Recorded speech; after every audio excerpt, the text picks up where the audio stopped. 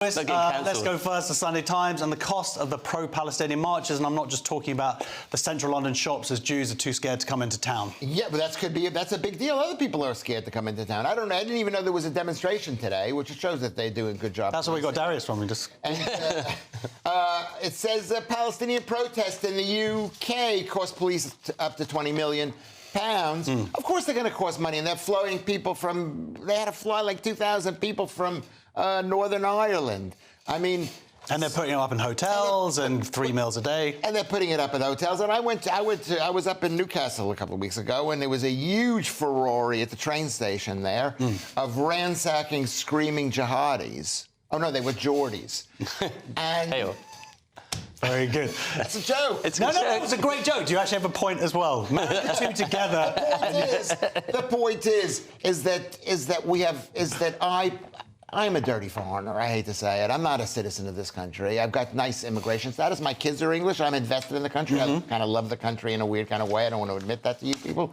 But I don't think anybody who is not born in this country, who's not a citizen, should have a right to have free speech.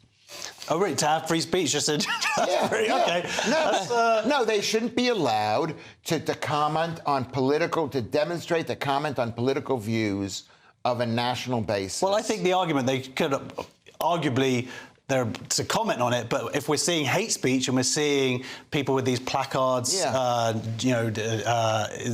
is Nazism and various other things. Today we saw a thing, there was one, The Final Solution, which was an unbelievably disgusting placard. But Darius, this always goes back to free speech. Do we ban it? Although there could be an idea that if it's costing £20 million, then why don't we just say, look, guys, stay at home and we'll just give 20 million quid to help out the innocent. So you know, that when I read this story, that's what I thought. And this is kind of like the underlying tone is, oh, look, this is 20 million, this protest is not going to end. And there's a thing, we have hate speech laws, right? And people should be arrested. You commit hate speech, you should be arrested. And we need to guard, and we have the right to protest. That's what makes us a democracy. If we start saying you can't protest, then we're no better than a dictatorship that we're supposedly in the West, we stand against. So that's me. I think we need to be wary of that. Definitely, we've got laws for hate speech. If someone says something that's considered hate speech, arrest them. Yeah, which is, of course, what the police arguably have not been doing. Exactly. So then the question is, if you're spending all this money, £20 million, do your job. Yeah. You seem to be able to do it when they're at the cenotaph with all the far right. You suddenly remember how to police. So police and do it equally and properly. That's what it comes down to, fairness. Sorry, I don't know if I agree with this. I'm a free speech absolutist. And if people want to say, we hate the Jews, kill the Jews, You're not just talking about your ex. Yeah, I don't know. I don't know if we should. It's hate speech. Where does there's semantics issue here, which is about things like globalise the Intifada,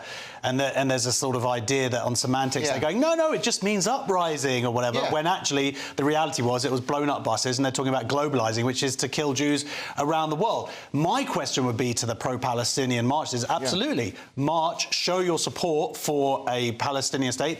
I personally think that there should be a Palestinian state, but also, can you do it calling for peace and calling for Palestine? It's always chants full of hate, and there doesn't seem to be a chant going, let's have peace, let's have a two-state solution. So you think the police should be involved in deciding what goes on the placards at a Palestinian? Well, they have to be to a degree, because if it's actual hate speech, I don't think they should be.